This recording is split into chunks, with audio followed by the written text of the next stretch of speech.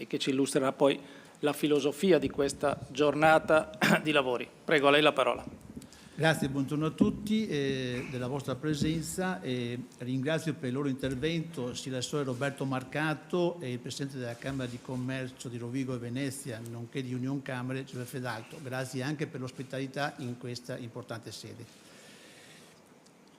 Ai ringraziamenti devo aggiungere quelli ovviamente a Roberto Papetti, direttore del Gazzettino, a cui esprimo gratitudine fin d'ora per il lavoro che sapientemente saprà svolgere oggi e per il suo ruolo di coordinamento che avrà sulle tavole rotonde.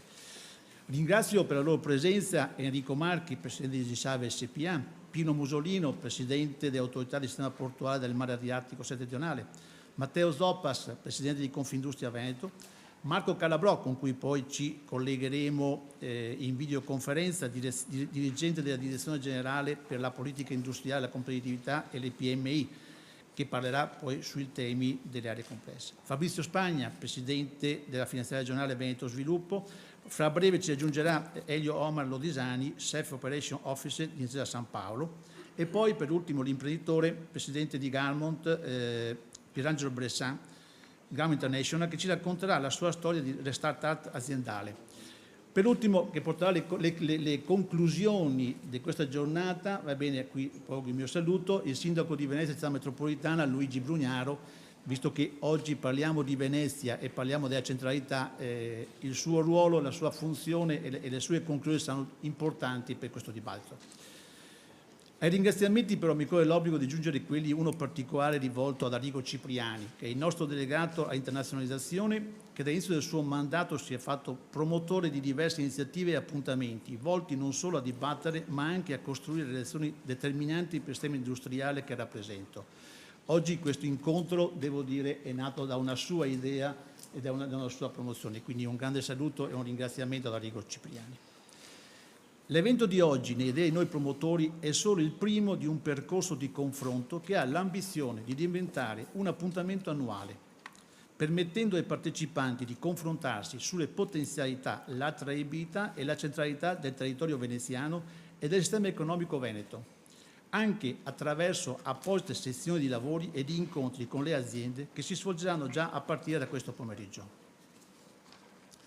La prima delle tavole rotonde che seguiranno il mio intervento verterà sulle strategie e le potenzialità di sviluppo legate alle infrastrutture nodali di questo territorio, quali aeroporto e porto, attraverso un confronto fra tre delle personalità che meglio possono rappresentarci quanto sia imprescindibile per lo sviluppo economico ed industriale del veneziano e non solo,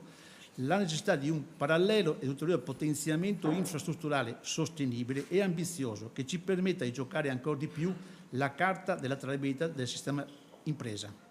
Su questo punto mi permetto di evidenziare che la zona franca è un'esigenza irrinunciabile per la nostra area portuale. Seguirà l'intervento del dottor Calabrò, che ci presenterà una disamina sulle tematiche dell'area di crisi complessa e sulle opportunità di finanziamento.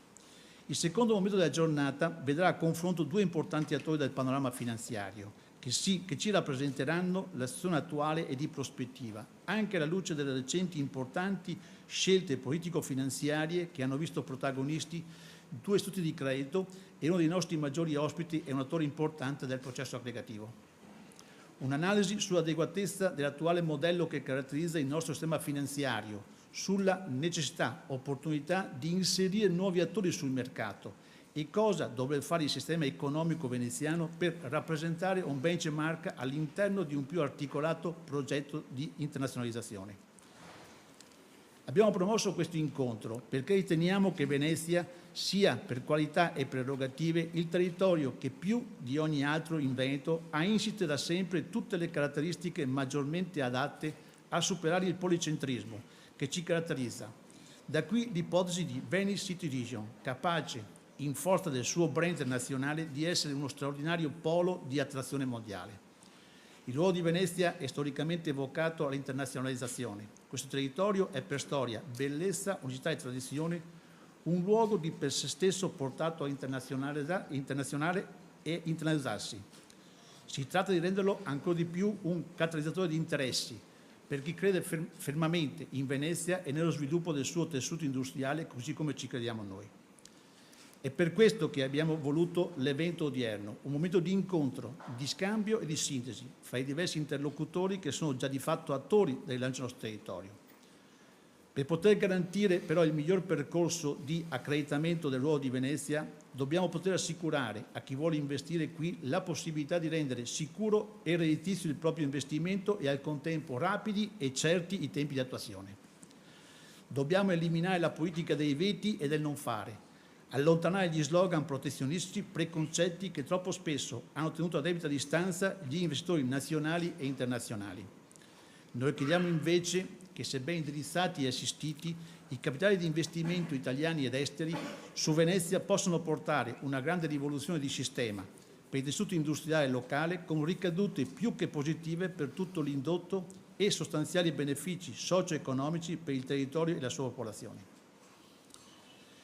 In questo palcoscenico che unisce necessità e opportunità, il ruolo della nostra stazione mira a essere sia quello di aggregatore delle diverse realtà in campo che quello di propulsore per trovare formule e strumenti di investimento migliori e più adatti al nostro sistema, nonché quello di porsi quale garante delle opportunità che mirano a riscattare e rilanciare la nostra industria, senza depauperare il territorio, bensì arricchendo di nuove e strategiche possibilità di sviluppo. Faranno ovviamente la differenza le modalità di ingresso di questi investimenti e Confindustria Venezia Rovigo si rende disponibile fin d'ora a matchare domanda e offerta con le migliori garanzie di soddisfazione per gli attori in campo, coadiuvando realtà istituzionali come Veneto Sviluppo e private come istituti di credito per favorire il ruolo di accompagnatori investitori. In conclusione, un grazie a tutti i nostri associati per la loro presenza qui oggi e ai nostri partner istituzionali, Veneto Promozione e Regione Veneto, per aver creduto nella promozione congiunta di questo primo importante appuntamento. Quindi, per concludere, direi che noi oggi abbiamo cercato di costruire un fil rouge, dove in qualche modo mettiamo all'inizio il confronto fra il mondo dell'impresa, il mondo, diciamo, delle grandi infrastrutture, perché oggi le grandi infrastrutture che ci rappresentano qui sono già di per sé dei processi economici, il mondo della finanza e di chi opera attorno al mondo della finanza, quindi gli investitori, e da un lato le istituzioni. Se questo modello e questo appuntamento dovesse funzionare, abbiamo fatto un grande passo avanti, ci siamo candidati a un importante ruolo, ma soprattutto abbiamo costruito un modello che forse potrebbe essere preso a riferimento anche in altre sedi. Grazie, buon lavoro.